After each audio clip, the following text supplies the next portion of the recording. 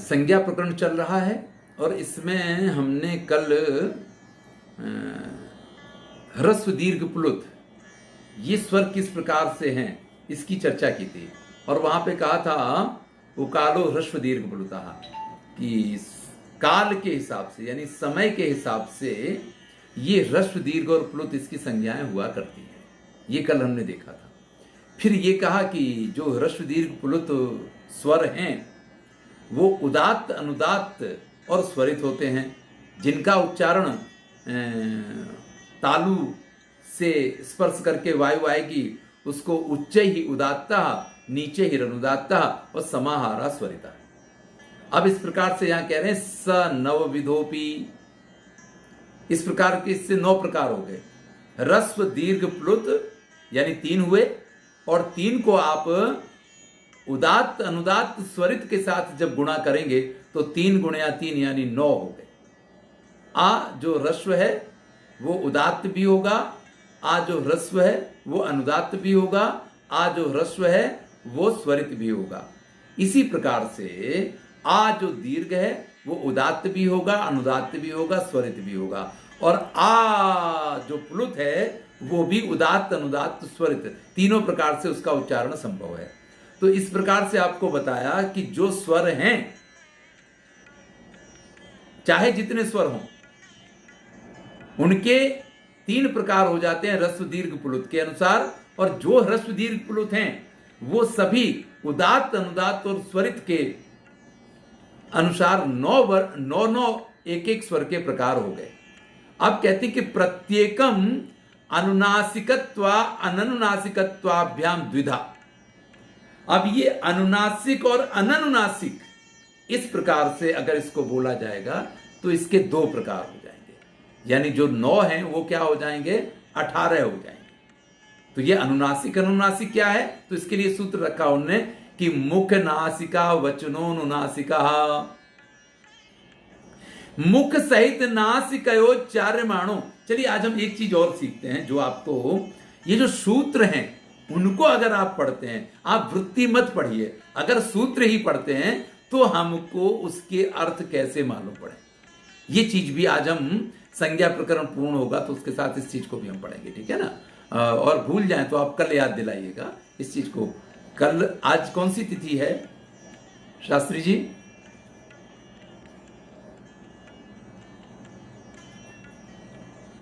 हाँ, तो आज द्वादशी है तो कल तो हम व्याकरण नहीं पढ़ सकते हैं क्योंकि त्रयोदशी को व्याकरण का पाठ नहीं किया जाता है। मान्यता ऐसी है कि पाणिनि जी को त्रयोदशी के दिन सिंह खा गया था, तो कल हम व्याकरण नहीं पढ़ेंगे, कुछ और पढ़ेंगे, ठीक है। तो त्रयोदशी को व्याकरण का अध्ययन नहीं होता है, ये वर्जित है, ये हमारे नियम के अनुसार। हाँ जी, हाँ बिल्कुल मेघदूतम पढ़ेंगे, कल मेघदूतम पढ़ेंगे, ठीक है। चलिए, मुख नासिका वचनोनुनासिका, तो कहते हैं मुख सहित नासिकयोः नासिकया उच्चार्यमाणो वर्णो अनुनासिक संज्ञा से। देखिए, कोई भी वर्ण आप बोलेंगे मुख से तो बोलना पड़ेगा, बिना मुख के तो बोल नहीं सकते हैं, लेकिन मुख के साथ अगर आप नासिका का भी प्रयोग करते हैं। हमारे गुजरात के एक गायक हैं हिमेश रेशमिया, वो गुजराती हैं और वो गाते हैं झलक दिखला जा, तो वो जो नासिका के साथ, ये कुछ गुजरातियों की विशेषता होती है।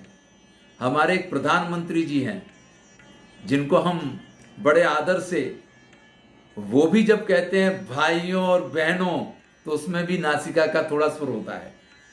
अगर आप काव्य शास्त्र में जाते हैं तो काव्य शास्त्र ये कहता है कि जब आप कोई उच्चारण नासिका के साथ करते हैं तो उसमें प्रेम अधिक होता है। वो जो है श्रृंगार रस में इसकी प्रधानता बताई गई है। देखिए, छोटा बच्चा भी होता है, वो सबसे पहले क्या बोलना सीखता है? मा मा मा मा, यानी ये नासिक के उच्चारण ही सबसे पहले उसको आता है। तो इसका एक अपना महत्व है। व्याकरण पढ़ते पढ़ते ये चीजें नहीं मालूम पड़ेंगी, लेकिन अगर आपने काव्य के गुणदोष देखे हैं और उनको पढ़ा है, अगर रीतियों को और शैलियों को पढ़ा है, तो वहां पे इन सब चीजों का उल्लेख पाया जाता है। चलिए, तो मुख सहित नासिकयोच्चार्यमाणो वर्णो अनुनासिक संज्ञा साथ, उसको अनुनासिक कहा जाता है।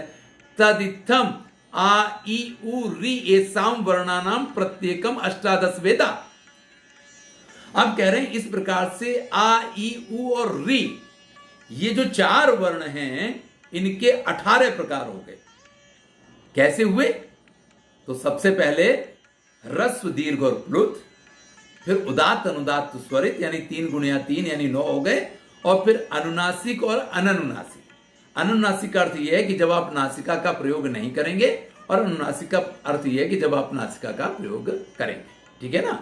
तो इस प्रकार से 18 प्रकार, प्रत्येकम, प्रत्येक के, आ के भी 18 प्रकार हैं, ई के भी हैं, ऊ के भी हैं, री के भी हैं। लृ वर्णस्य, जो लृ वर्ण है, द्वादश तस्य दीर्घा भावात, इसके 12 प्रकार होते हैं, क्योंकि इसमें दीर्घ नहीं पाया जाता है। आपको याद हो वो पुस्तक हम देख रहे थे बाबूराम जी वाली, तो हमने आपसे कहा था कि ये री जो है इसमें दोनों बार ये ह्रस्व ही लिखा हुआ है, दीर्घ नहीं लिखा है। वहां पे एक ही मात्रा बना हुआ था, तो लृ में कभी दीर्घ नहीं पाया जाता है। तो लृ वर्णस्य द्वादश तस्य दीर्घा भावा। एचामपि द्वादश, जो एच हैं, एच यानी ए ओ और आई औ, ये प्रत्याहार, देखिए प्रत्याहारों का काम शुरू हो गया। जो प्रत्याहार हैं एच में जो आते हैं, ए ओ आई औ, इनके भी 12 प्रकार होते हैं, क्योंकि ह्रस्वाभावात, ये कभी ह्रस्व नहीं होते हैं। ए ओ आई औ कभी ह्रस्व नहीं पाए जाते हैं, ये सिर्फ दीर्घ और प्लुत पाए जाएंगे। तो जब दीर्घ और प्लुत होंगे, उदात्त अनुदात्त स्वरित होंगे, तो 2 गुणिया 3 करेंगे तो 6 होंगे, और अनुनासिक अनुनासिक गुणिया 2 करेंगे तो 12 हो जाएंगे। इस प्रकार से इनके 12 प्रकार होते हैं। तो री 12 प्रकार का होता है। एच जो है, ए ओ आई औ जिनको आप कहते हैं, इसके भी 12 प्रकार होते हैं। लेकिन आ ई उ और री जो हैं, इनके 18 प्रकार होते हैं। एच में ह्रस्व नहीं होता है और री में दीर्घ नहीं होता है।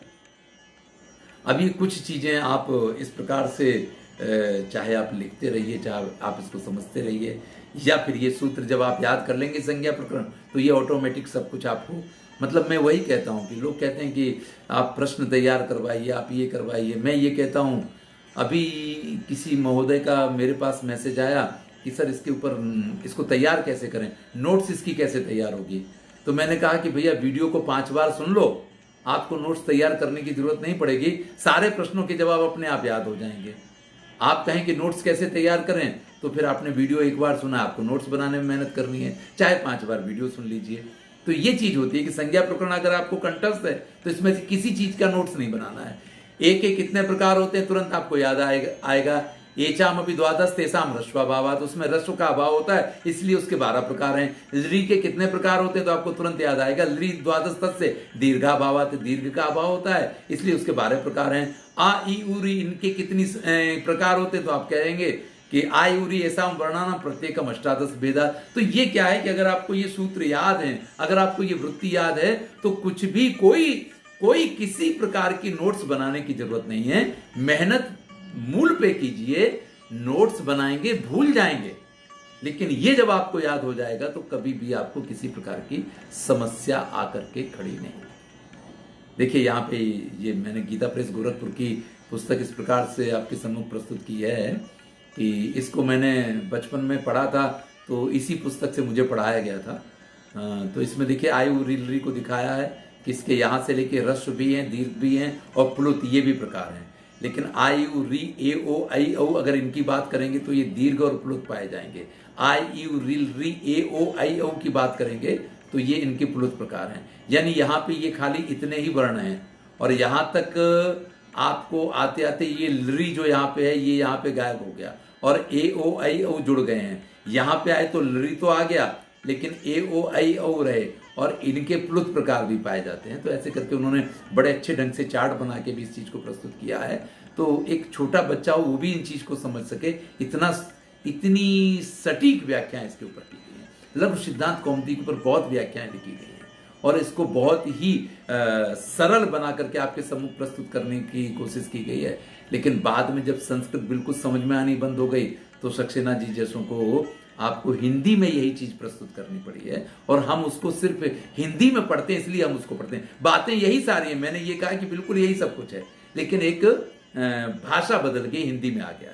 चलिए, तुल्यास्य प्रयत्नम सवर्णम, जो सवर्ण संज्ञा करता है उसमें का ये सूत्र है, तुल्यास्य प्रयत्नम सवर्ण। तो क्या कहते हैं कि जिसका आस्य और प्रयत्न तुल्य हो उसको सवर्ण कहा जाएगा। देखिए, मैं वृत्ति पे नहीं जा रहा हूं, आप देखिए सूत्र क्या कह रहा है, तुल्य आस्यम प्रयत्नम। आस्य और प्रयत्न, जब हम उसको समास कर देंगे तो आस्य प्रयत्नम हो जाएगा, अलग अलग करेंगे तो तुल्यम आस्यम प्रयत्नम।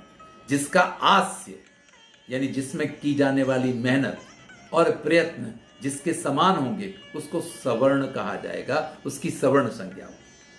तो कहते हैं, अब इसको समझा रहे हैं, तालु आदि स्थान आभ्यंतर प्रयत्न चेते तद्वयम। ये आस्य और प्रयत्न जो हैं इनकी बात कर रहे हैं कि तालुआदि स्थान जो हैं ये तुल्य स्थान माने जाएंगे, और जो आभ्यंतर प्रयत्न हैं और बाह्य प्रयत्न हैं ये इसके तुल्य प्रयत्न माने जाएंगे। एन तुल्यम तन्मिथा, जो जिसके तुल्य है उसको उसका सवर्ण संज्ञक माना जाएगा।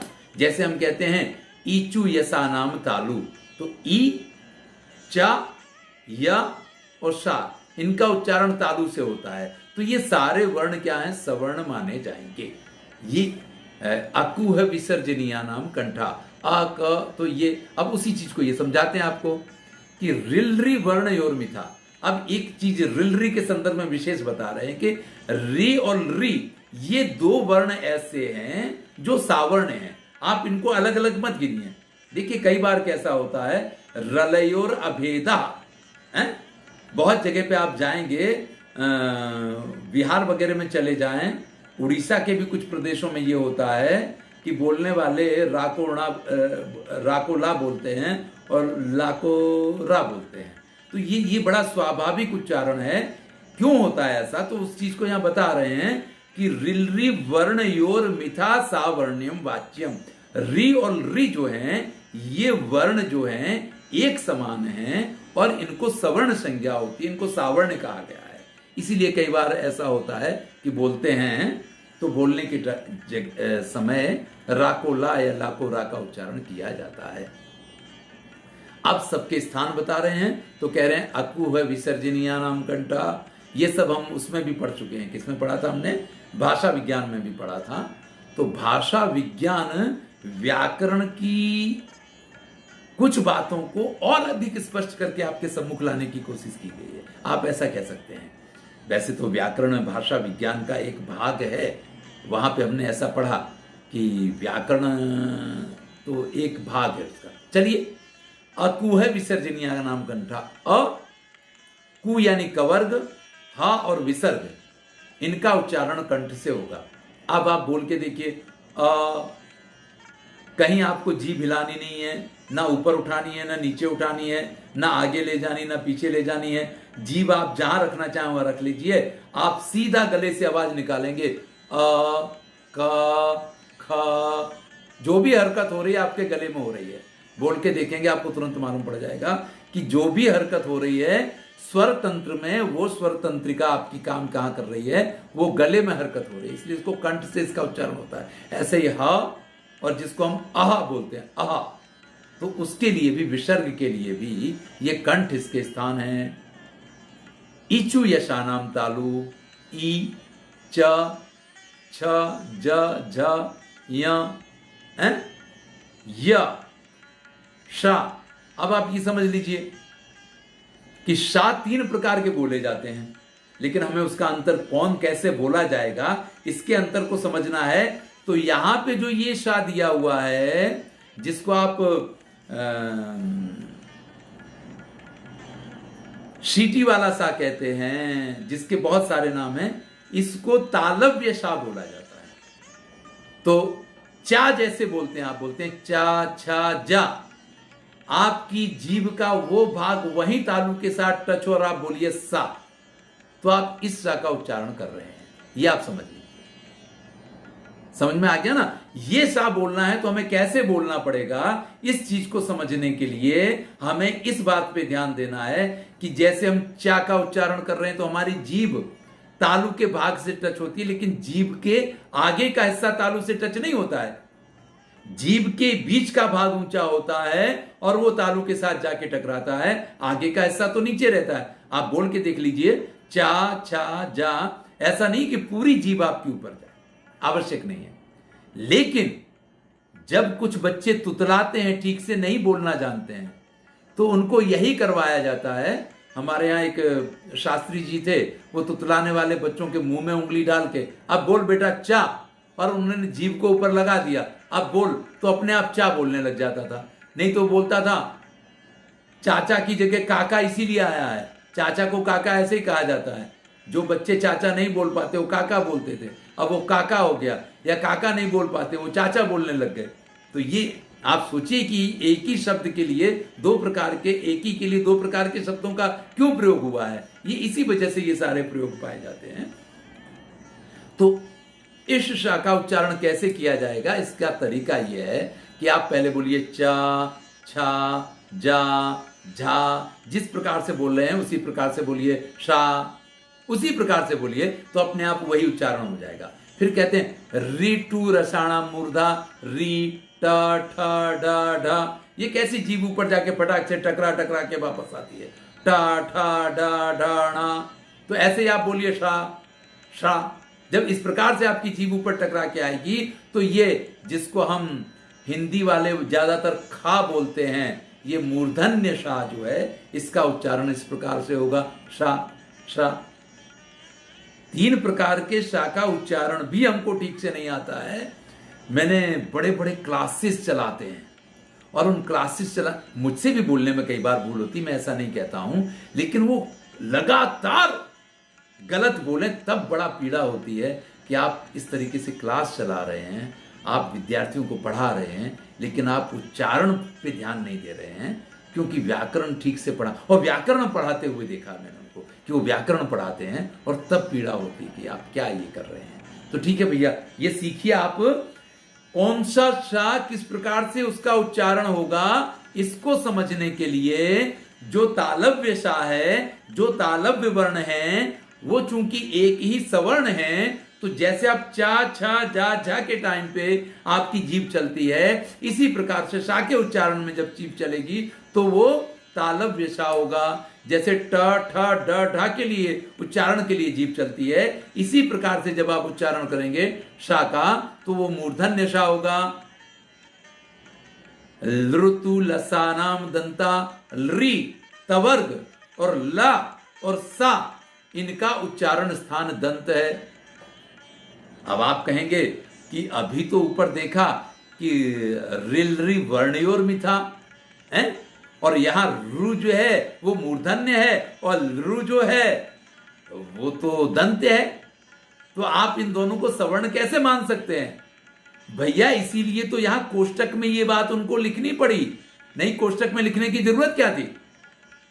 उन्होंने पहले ये बात कह दी कि ये एक मूर्धन्य है और एक तालव्य है, फिर भी इन दो को आपको सवर्ण मानना पड़ेगा। इसीलिए इस नियम का निर्धारण उनको करना पड़ा है, या इसीलिए उन्होंने इस बात को यहां पे प्रस्तुत किया है। ठीक है ना? तो यहां शंका मत कीजिएगा, उन्होंने इस बात का इसीलिए उल्लेख कर दिया है। तो लृतु लसानाम दंता, लृ ता का तू का अर्थ है ताथा दादा ना, ल और सा। अब देखिए इस सा को बोलने के लिए, जैसे अब ता था दा धा सा, ऐसे जब आप सा बोलेंगे ना, तो वो सा आपका क्या है, कुछ लोग इस सा के चक्कर में बोलते बोलते फा बोलने लग जाते, सा को फा बोलते हैं। फायब साहब नहीं बोल पाते, वो फाहब बोलते हैं, फाहब। तो सा का फा उच्चारण होने लग जाता है, क्योंकि दंत की जगह उनके होश एकत्रित होने लग जाते हैं। फाइव मारी फिफर नु छू। हमारे एक विद्यार्थी था, वो कहता कि साहब हमारी सिस्टर का क्या, तो बोलता था फाइव हमारी फिफर नु छू। तो ये कई बार इस तरीके से उच्चारण की परेशानी होती है, तो कुछ इस प्रकार के उच्चारण होने लग जाते हैं। बीजेपी के महाराष्ट्र के कोई बहुत बड़े नेता हैं, वो भी ये साकोफाई बोलते हैं। एक कोई बहुत बड़े नेता हैं बीजेपी के, वो भी इस प्रकार का उच्चारण करते हैं। वो उनके क्या बोलते हैं, स्पोक्स पर्सन भी रहे हुए हैं कभी। तो ऋतु लसानाम दंता, ला सा का उपयोग दंत से होता है।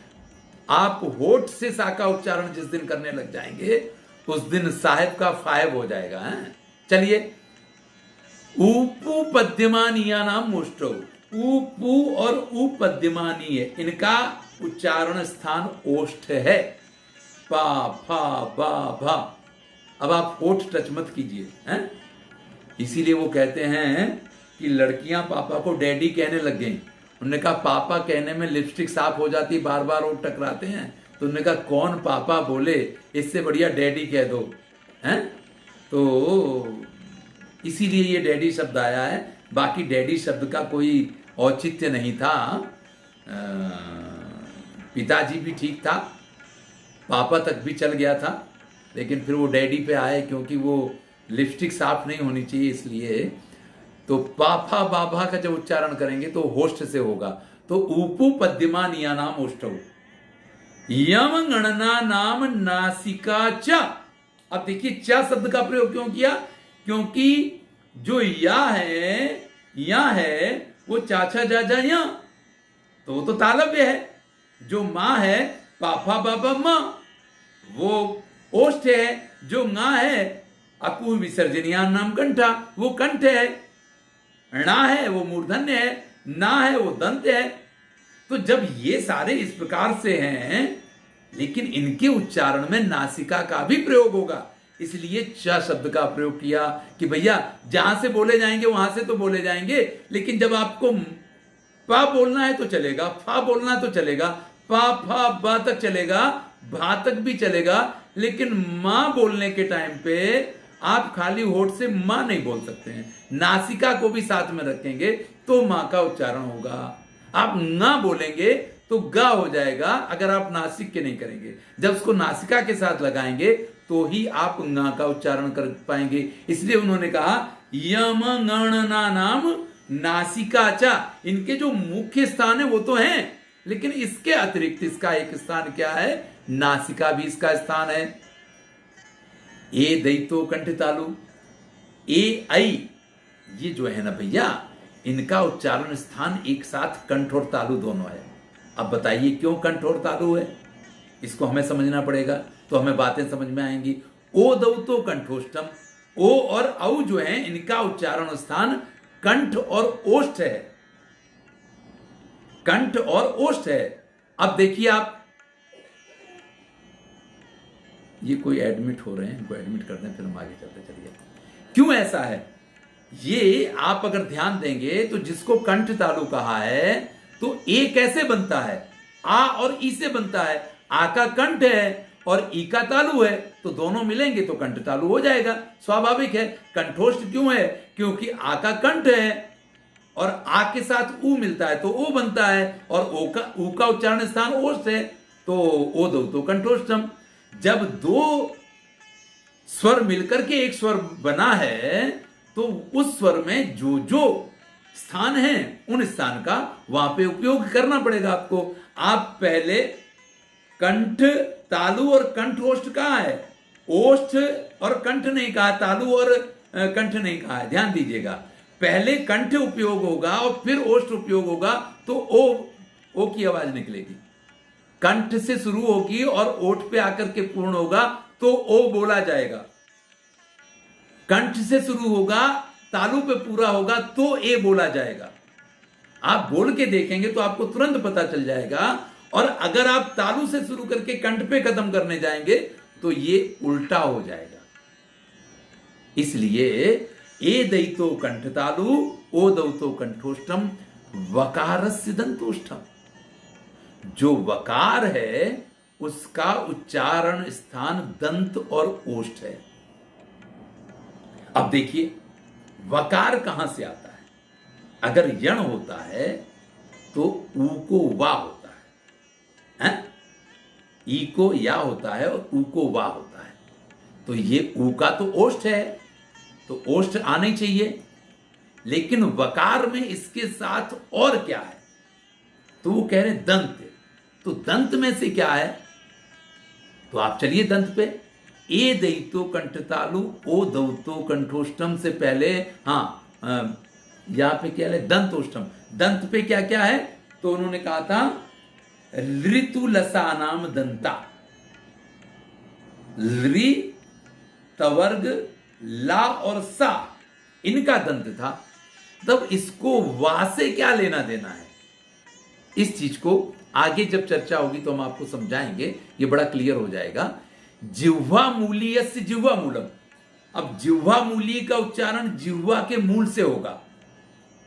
नासिका अनुस्वार से, अनुस्वार का उच्चारण नासिका से होगा।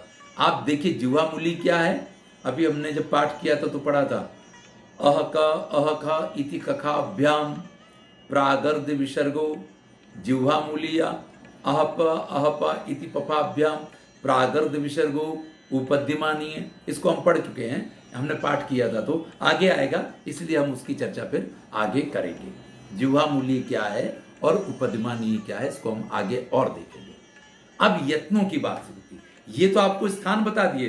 तुल्यास्य प्रयत्नम सवर्णम, जो सूत्र हमने देखा था उसमें आस्य यानी स्थान और प्रयत्नों की बात की थी, प्रयत्नों पे आ रहे हैं। तो कहते हैं यत्नो द्विधा, प्रयत्न के दो प्रकार होते हैं भैया, एक आभ्यंतरो बाह्यस्य, एक आभ्यंतर प्रयत्न है और दूसरे बाह्य प्रयत्न है। तो आभ्यंतर प्रयत्न क्या है, इस चीज को जरा समझिए। देखिए हम जो बोलते हैं, बोलने के समय जो हमारा स्वर तंत्र है उसमें जो प्रयत्न किए जाते हैं उसको आभ्यंतर प्रयत्न कहते हैं, क्योंकि वो अंदर के हिस्से में स्थित है। स्वर तंत्रिका जिसको हम बोलते हैं, हमने भाषा विज्ञान के लेक्चर में इसकी बात की थी। अगर थोड़ा सा इस भाग को दबा दें तो व्यक्ति की आवाज बिल्कुल नहीं निकलती है। अगर गले का ये हिस्सा दब जाए, ये जो काक तंत्र बोलते हैं, क्या बोलते हैं, तो अगर इसको हम थोड़ा सा जोर से दबा देते हैं तो व्यक्ति का आवाज बिल्कुल नहीं निकलता है। और अगर ये आवाज नहीं निकलता है तो इसका कारण यही होता है कि स्वर तंत्र जो है वो वहां दब जाता है। तो ये जो स्वर तंत्र से संबंधित प्रयत्न है वो आभ्यंतर प्रयत्न कहे जाते हैं, और जो बाह्य प्रयत्न है वो 11 प्रकार के हैं, आभ्यंतर प्रयत्न है वो 5 प्रकार हैं। आभ्यंतर प्रयत्न के 5 प्रकार कौन से हैं, तो कहते हैं एक है स्पृष्ट, दूसरा है ईशत स्पृष्ट, थोड़ा सा स्पर्श, एक है ईशत विव्रत, और एक है विव्रत, और एक है संवृत। संवृत अधिकांशता मुंह बंद हो भैया, नहीं मुंह की बात नहीं है, यहां स्वर तंत्रिका की बात है। ये पढ़ाने के समय अगर कोई कहता है कि मुंह बंद हो, ये उसकी बात नहीं है। संवृत में मुख के साथ कोई लेना देना ही नहीं है। वो आपकी स्वर तंत्रिका जब संवृत रहती है, बंद रहती है, एक प्रकार ऐसा है, और एक प्रकार है जब विव्रत होती है, पूरी तरीके से खुलती है। एक प्रकार है कि ईषद विवृत होती है, वो आपकी स्वर तंत्रिका थोड़ी खुलती है। एक ऐसा है कि वायु सिर्फ उसको स्पर्श करके चली आती है, और एक ऐसा है कि वायु उसको थोड़ा सा स्पर्श करके आती है। देखिए एक स्पर्श करके आती है, इसको कहेंगे स्पृष्टे, और दूसरा ईसत स्पृष्टे जिसमें थोड़ा सा स्पर्श करती है।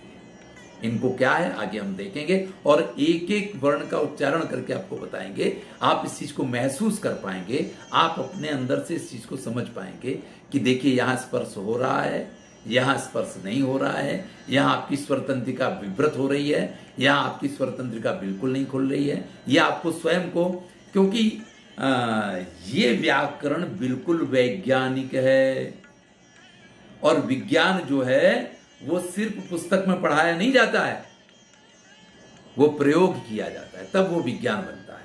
आप इसके प्रयोग, और चूंकि ये तो आपके स्वर तंत्र से ही संबंधित है, तो आपको प्रयोग करने के लिए कहीं किचन में नहीं जाना है, और कहीं रोड पे नहीं जाना है, किसी अन्य स्थान पे नहीं जाना है। आप स्वयं तुरंत बोल के देखिए, प्रयोग करके देखिए, आपको तुरंत उस चीज का एहसास हो जाएगा। अगर नहीं होता है तो आपके उच्चारण में कुछ गलती है, उसको सुधारिए और उस तरीके से उच्चारण करने की कोशिश कीजिए, आपकी उच्चारण प्रक्रिया अच्छी बनेगी। इस चीज को हमें यहाँ समझने का इससे लाभ होगा, इस सूत्र को पढ़ने। चलिए, तत्र स्पष्टम प्रयत्नम स्पर्शानाम, जो स्पष्ट प्रयत्न है वो स्पर्शों में पाया जाता है।